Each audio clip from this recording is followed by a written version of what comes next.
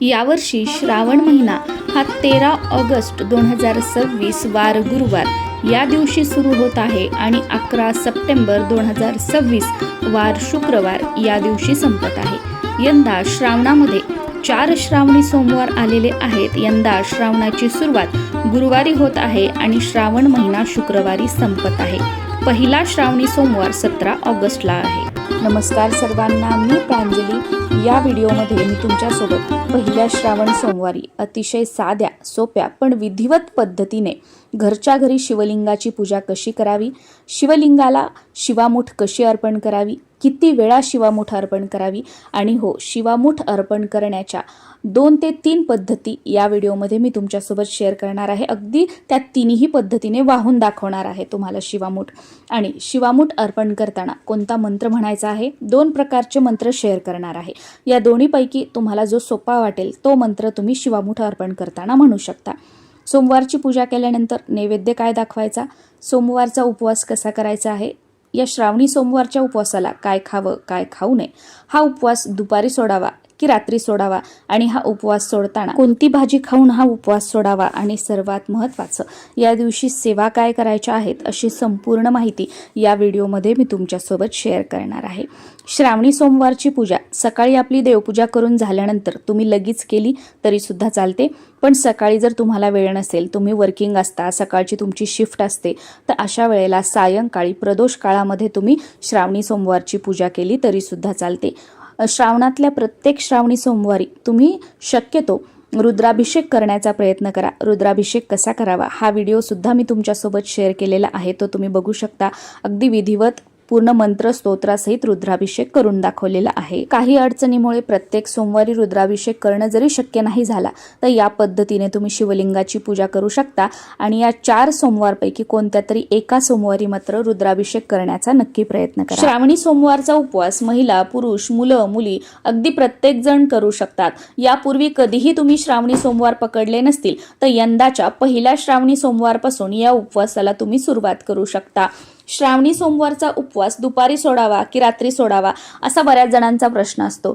तर बघा, आमच्या भागामध्ये तरी रात्री सोडला जातो, पण वेगवेगळ्या भागानुसार, शहरानुसार हा उपवास दुपारी सुद्धा सोडला जातो। तुमच्या भागानुसार, तुमच्या शहरानुसार आणि सर्वात महत्त्वाचं तुमच्या कुळामध्ये, तुमच्या घराण्यामध्ये पूर्वीपासून परंपरागत हा उपवास सोडण्याची पद्धत कधी आहे, तुमच्या कुळामध्ये दुपारी सोडला जातो पूर्वीपासून का रात्री सोडला जातो, हे तुम्ही जाणून घ्या। तुम्हाला घरात सासूबाई वगैरे सांगणाऱ्या कोणी नसतील तर तुमच्या भावकीमधील मंडळींना तुम्ही विचारा, ते माहीत करून घ्या आणि त्यानुसारच हा सोमवारचा उपवास तुम्ही त्यावेळेला सोडण्याचा प्रयत्न करा।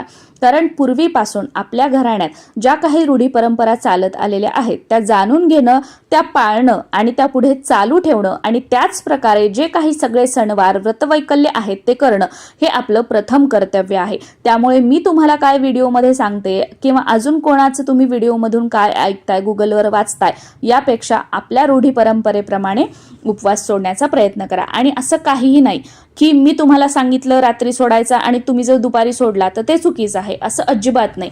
तुमच्या घराण्यामध्ये जर पूर्वीपासून दुपारी सोडला जात असेल तर तुम्ही दुपारी सोडा, हे तुमच्या फायद्याचं आहे। कारण आपल्या घराण्याच्या रूढी परंपरा सोडायच्या आणि दुसऱ्यांनी सांगितलेलं ऐकून त्याप्रमाणे व्रतवैकल्य करायची, हे पूर्णपणे चुकीचं आहे। मी सुद्धा माझ्या सासूबाई वगैरे पूर्वीपासून आमच्याकडे सासरी जसं केलं जातं त्याचप्रमाणे करत आहे। श्रावणी सोमवारच्या उपवासाला 2 वेळा मीठ खायचं नसतं, 2 वेळा मीठ खाल्ल्याने हा उपवास मोडतो।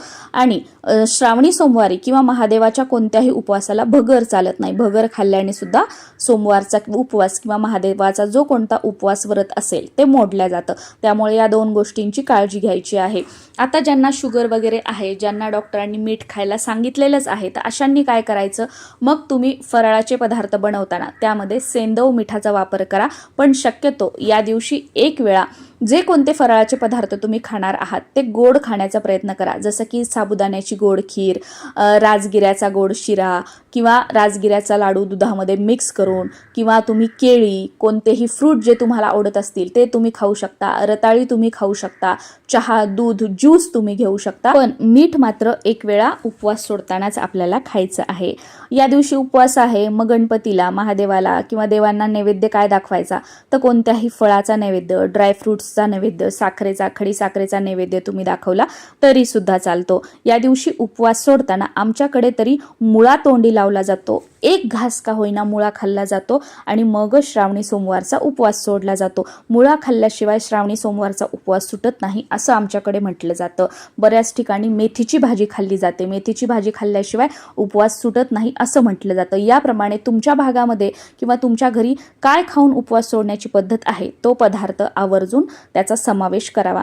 या दिवशी आवर्जून शिवपूजा झाल्यानंतर बेलपत्र शिवलिंगाला अर्पण करायचे आहेत. बेलपत्र अर्पण करताना नेहमी त्या बेलाची जी दांडी असते, मागचं जे देठ असतं, तर ते याप्रमाणे बघा तोडून घ्यायचं आहे आणि त्यानंतरच बेलपत्र जे आहे ते शिवलिंगावरती अर्पण करायचं आहे. आणि बेलपत्र नेहमी पालथं म्हणजे जो निमुळता मऊ भाग आहे तो शिवलिंगावर ठेवून देठ जे असतं ते भिंतीकडे येईल आणि पान समोर आपल्याकडे येईल.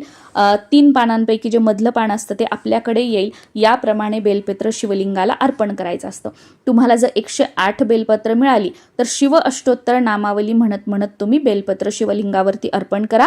पण तुम्हाला 108 बेलपत्र नाही मिळाली तर जी काही बेलपत्र असतील ती तुम्ही एखाद्या प्लेटमध्ये ठेवा, त्यावर आपला उजवा हात ठेवा किंवा ती सगळी बेलपत्र जी आहेत ती आपल्या उजव्या हातामध्ये धरा, शिव अष्टोत्तर नामावली म्हणा आणि त्यानंतर ती शिवलिंगावरती अर्पण करा. श्रावणी सोमवारी शिवपूजा करताना चौरंग किंवा पाट मांडून घ्यायचा, त्यावर पांढरं वस्त्र अंथरायचं, सुरुवातीला दिवा लावून घ्यायचा.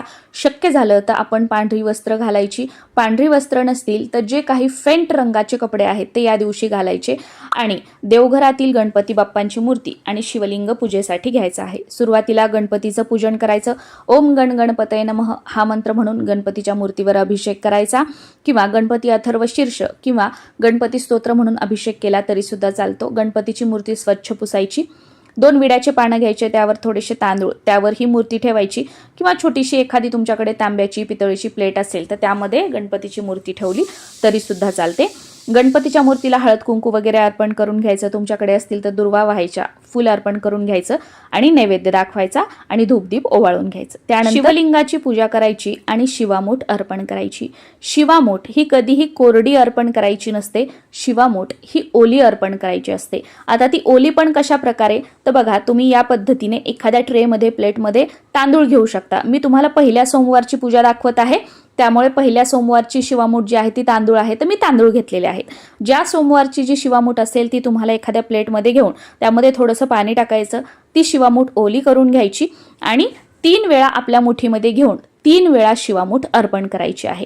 शिवामूठ अर्पण करताना पहिला मंत्र जो आहे तो अशा प्रकारे आहे. शिवा शिवा महादेवा, माझी शिवामूठ ईश्वरा देवा, माझ्या मनातील इच्छा पूर्ण कर रे देवा, असं 3 वेळा म्हणत म्हणत तुम्हाला 3 वेळा शिवामूठ अर्पण करायची. किंवा दुसरा मंत्र अशा प्रकारे आहे. शिवा शिवा महादेवा, माझी शिवामूठ ईश्वरा देवा, सासू सासरा दिरा भावा, ननंद जावा भ्रतारा, नावड तिची आवडती कर रे देवा, असे म्हणत आपल्याला शिवामूठ अर्पण करायची आहे.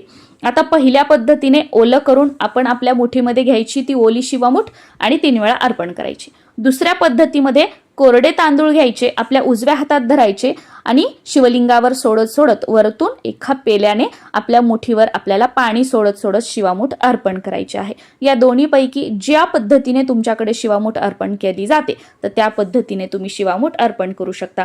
आणि बरेच जण इतकी छोटीशी शिवामूठ अर्पण करतात की ती अर्पण केली आहे का नाही हे सुद्धा दिसत नाही. तर असं करू नका. शिवा मूठ म्हटलेलं आहे त्याच्यामुळे आपली मूठ भरून ज्या ज्या दिवशीची जी शिवामूठ असेल ती घ्या आणि ती अर्पण करा. या दिवशी शिवलीलामृत ग्रंथाचं पारायण करण्याचा प्रयत्न करा. पण काही अडचणीमुळे झालं नाही तर शिवलीलामृत या ग्रंथातील 11वा अध्याय आवर्जून पठण करा आणि या दिवशी 108 बेलपत्र शिव अष्टोत्तर नामावली म्हणत म्हणत तरी किमान शिवलिंगाला अर्पण करा. महादेवाच्या मंदिरामध्ये जाऊन शिवाचं दर्शन घ्या आणि शक्य झालं तर प्रत्येक श्रावण सोमवारी किंवा या 4 श्रावण सोमवारपैकी कोणत्याही एका सोमवारी रुद्राभिषेक आपल्या घरामध्ये आवर्जून करा आणि दुसऱ्या दिवशी म्हणजे मंगळवारी उत्तर पूजा करून घ्या. वाहिलेली शिवामूठ जी आहे ती पक्ष्यांना खायला घाला किंवा तुमच्या घराच्या आजूबाजूला एखादं मोठं कोणतं झाड असेल तर त्या झाडाखाली ठेवा म्हणजे पक्षी खातील. बेलपत्र फुलं वगैरे जे आहे ते निर्माल्यामध्ये टाका आणि प्रत्येक सोमवारी या प्रकारे पूजा करायची आहे. फक्त शिवामूठ बदलायची आहे. पहिल्या सोमवारी तांदूळ, दुसऱ्या तीळ, तिसऱ्या मूग आणि चौथ्या सोमवारी जव शिवामूठ जी आहे ती शिवलिंगाला अर्पण करायची आहे.